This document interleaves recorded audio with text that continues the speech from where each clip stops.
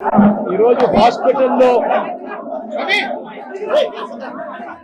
ఇక్కడ హాస్పిటల్లో ఒక యంగ్స్టర్ బహుశా 20-25 ఏళ్ళు ఉంటాయేమో తన పిల్లాడికి.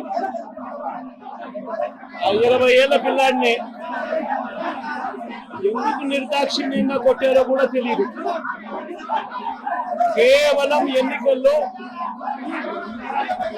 వైఎస్ఆర్ కాంగ్రెస్ పార్టీకి తరఫున తాను ఓటు వేశాడని, వైఎస్ఆర్ కాంగ్రెస్ పార్టీకి సంబంధించిన కుటుంబానికి చెందిన వ్యక్తిని అతి దారుణంగా కావాలని అదే పనిగా వెంపర్లకు ఒక వెహికల్లో వచ్చి దారిలో పోతా ఉన్న పిల్లోడిని బైక్ ఆపి నిర్దాక్షిణ్యంగా కొట్టి హాస్పిటల్ పాలు చేస్తా ఉంటే ఏమి సాధిస్తా ఉన్నారు? ఇంతవరకు పులివెందుల్లో ఎప్పుడు ఇలాంటి సాంప్రదాయం లేదు. ఎన్నో ఎన్నికల్లో చూశారు, ఎప్పుడు పులివెందుల్లో ఇలాంటి సాంప్రదాయం లేదు. ఎన్నికలు అయిపోయిన తర్వాత ఓటు వేయని వారిని కొట్టే కార్యక్రమం ఎప్పుడు జరగల. రాష్ట్ర వ్యాప్తంగా కూడా ఒక భయాందోళన వాతావరణం క్రియేట్ చేయడం కోసం అని రాష్ట్ర వ్యాప్తంగా ఇదే చేయిస్తా ఉన్నారు దగ్గరుండి. ఏం సాధిస్తారు దీనివల్ల? మీరు వేసే ఈ బీజం చేసే ఈ చెడు సాంప్రదాయం రేపొద్దున మళ్ళీ తెలుగుదేశం పార్టీ కార్యకర్తలకి చుట్టుకుంటుంది. చంద్రబాబు నాయుడు అనుకుంటా ఉన్నాడు తానేదో ఈ మాదిరిగా చేసి భయాందోళన క్రియేట్ చేసి వైఎస్ఆర్ కాంగ్రెస్ పార్టీకి ఓటు వేసిన వాళ్ళని కొట్టడం వల్ల ఒక తెలియని ఆనందం తనలో ఏదో పొందాలని చెప్పి అనుకుంటా ఉన్నాడు. రాష్ట్ర వ్యాప్తంగా ఒక భయాన్ని క్రియేట్ చేయాలని ప్రయత్నం చేస్తా ఉన్నాడు. కానీ నేను చంద్రబాబు నాయుడు గారికి మరొక్కసారి కూడా చెప్తా ఉన్నా, ఒక చెడు సాంప్రదాయానికి నాంది పలుకుతా ఉన్నారు. దయచేసి ఆపండి.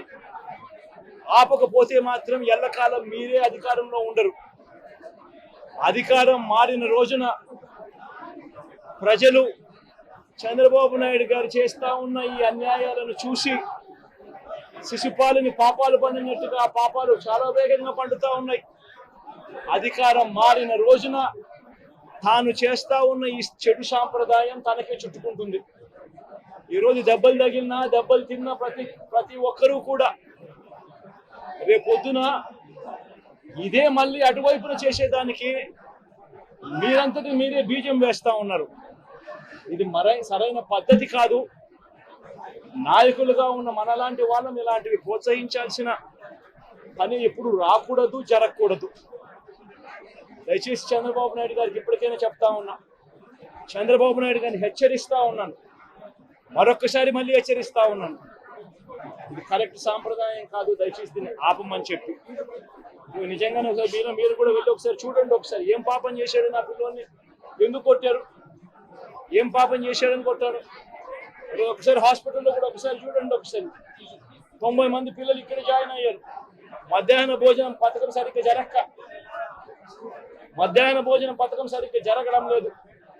పిల్లలకు కనీసం బ్యాగుల సప్లై కూడా సరిగ్గా జరగడం లేదు.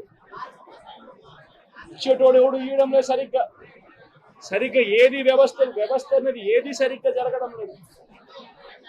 వ్యవస్థను గాడిలో పెట్టండి. మీరు ప్రజలు మిమ్మల్ని ఏదైతే ఓటు వేశారో ఒక కారణం చేత మీరు ప్రజలు 10% మంది ఓట్లు, మాకు రావాల్సిన 10% మంది ఓట్లు మీకు వైపు డ్రిఫ్ట్ అయ్యాయి అని అంటే కేవలం మీరు చేసిన మోసపూరిత వాగ్దానాల వల్ల డ్రిఫ్ట్ అయ్యాయి. ప్రజలు మీ దగ్గర నుంచి ఎక్స్పెక్ట్ చేస్తూ ఉన్నారు. రైతులు అల్లాడిపోతా ఉన్నారు, రైతు భరోసా ఉండక. పిల్లలు అల్లాడిపోతా ఉన్నారు, పిల్లలు బడులు స్టార్ట్ అయ్యాయి, కానీ తల్లులకు అమ్మఒడి కార్యక్రమం ద్వారా వస్తా ఉన్నది రావడం లేదు. తల్లులు ఎదురుగా ఆశగా ఎదురు చూస్తా ఉన్నారు. వాళ్ళని చూసుకోండి.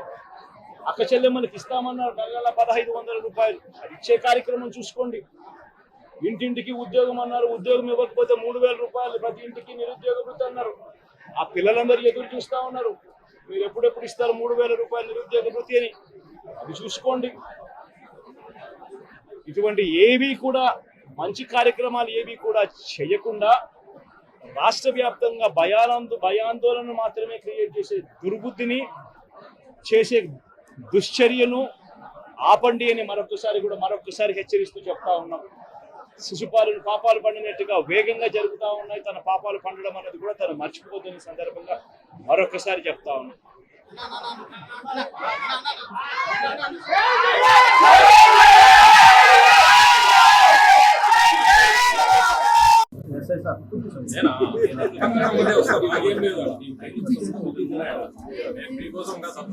నా సెల్లు ఎవరు ఏ జపాల్ ఫోటోలు తీసుకున్నాను.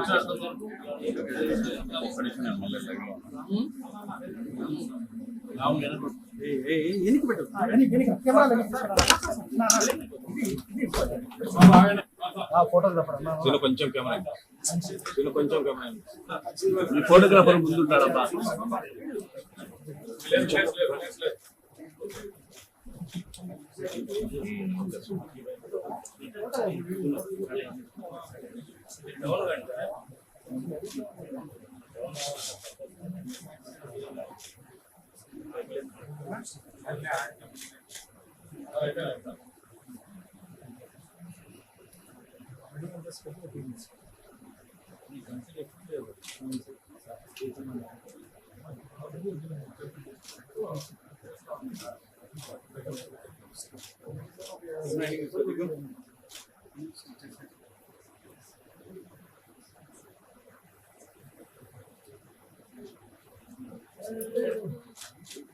జగో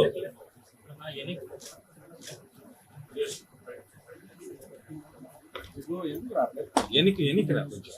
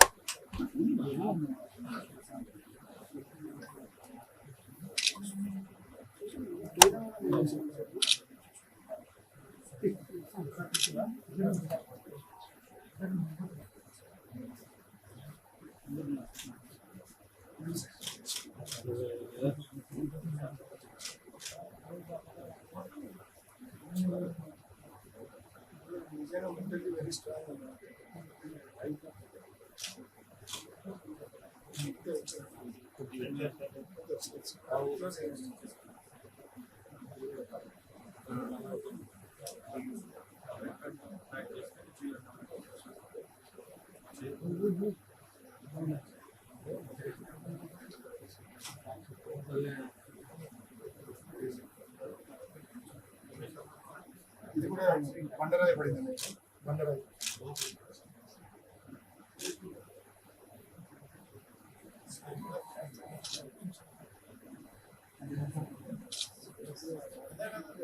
చూసిన